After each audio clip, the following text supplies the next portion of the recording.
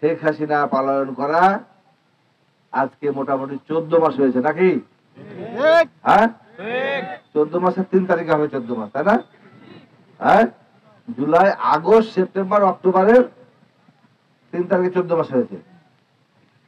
তো 14 মাস পার হয়েছে। এই 14 মাসে বাংলাদেশের রাজনীতির প্রেক্ষাপট একটু একটু করে পরিবর্তন আসছে। পরিবর্তনটা কি? বলে আতুর ঘরে কেড়ে আমি কলা খাইনি।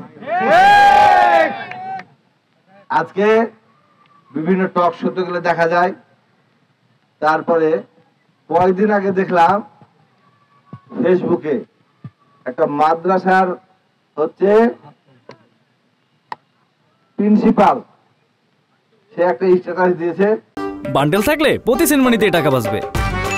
বিকাশ সেনমানি বান্ডেল কিনে জিতুন প্রতি লেনদেনে। এনসিপি আর জামাতের ঐক্য দরকার। তারপরে খুলে দেখলাম জনগণ যখন তাকে ধাওয়া করেছে তখন একটা সুন্দর একটা স্ট্যাটাস এসেছে যে সে ভদ্রলোক আগে কোন সময় নাকি ছাত্র শিবিরের সভাপতি ছিল।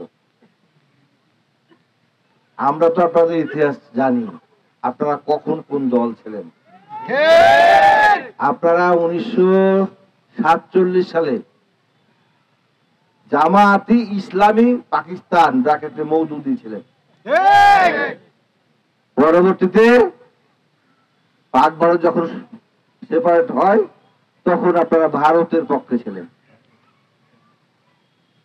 আর 1971 সালে যখন মহান স্বাধীনতা যুদ্ধ হয়েছিল তখন আবার আপনারা পাকিস্তানের পক্ষে ছিলেন, বাংলাদেশের বিপক্ষে ছিলেন। 1986 সালে যখন স্বৈরশাসক এরশাদের বিরুদ্ধে সবাই মিলে আন্দোলন করছিলাম, লালদিঘির ময়দানে আপনারা বলেছিলেন যে এরশাদের সঙ্গে যদি কেউ ভোটে যায় সে হয়ে যাবে জাতীয় বেঈমান। আবার কেউ বলেছিলেন তাদের সঙ্গে যদি কেউ ভোটে যায় হয়ে যাবে জাতীয় মুনাফিক। সেটা আমরা দেখেছি। পরের দিন কেউ জাতীয় বেঈমান হয়েছিলেন, যারা জাতীয় মুনাফিক হয়েছিলেন নিজেদের দেওয়া সার্টিফিকেট, তারা হলেন জামাত ইসলামী বাংলাদেশ ছিলেন তখন। পরবর্তীতে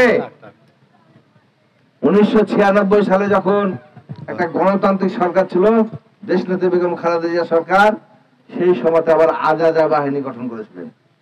আওয়ামী লীগ জামাত জাতীয় পার্টি হয়ে একটা গণতান্ত্রিক সরকারকে উৎখাত করার আন্দোলন করেছিলেন। এগুলো আমরা জানার পরেও দেশের স্বার্থে, দেশের জনগণের স্বার্থে বিএনপি যেহেতু দেশের মানুষের দল, দেশের জনগণের দল, জনগণ হচ্ছে যাদের সবচাইতে বেশি হচ্ছে তাদের জন্য সহায়ক, সেই জনগণের জন্য বারবার আপনাদেরকে ঐক্যের আহ্বান জানিয়েছি।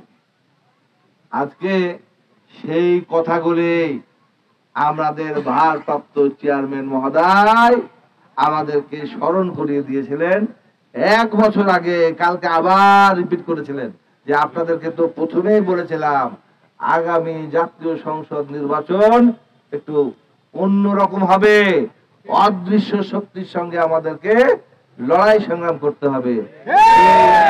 অদৃশ্য শক্তি আস্তে আস্তে জনের সম্মুখে আসছে, আসছে না? আছে তো। সেই দলের নেত্রী, আপসের নেত্রী, যে নেত্রী আমাদের জন্য স্বামী, সংসার, ভিটা মাটি, পুত্র সন্তান সহ সবকিছু বিসর্জন দিয়ে দেশের জন্য, দেশের মানুষের জন্য এখন পর্যন্ত আঁকড়ে ধরে আছেন, জীবন মৃত্যুর সায়নে আছেন, সেই নেত্রীর দিকে তাকিয়ে বিএনপি হচ্ছে সেই আমাদের শিশু সন্তান। সেই বার্তা দিয়েছেন ঐক্য, ঐক্য এবং ঐক্য।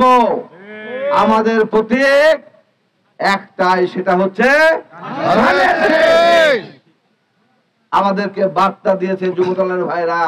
এই বার্তা আপনারা গ্রামে গঞ্জে শহরে বাড়িতে মহল্লায় পৌঁছে দিবেন আর সবাইকে ধানের শীষের শুভেচ্ছা দিবেন, সালাম দিবেন।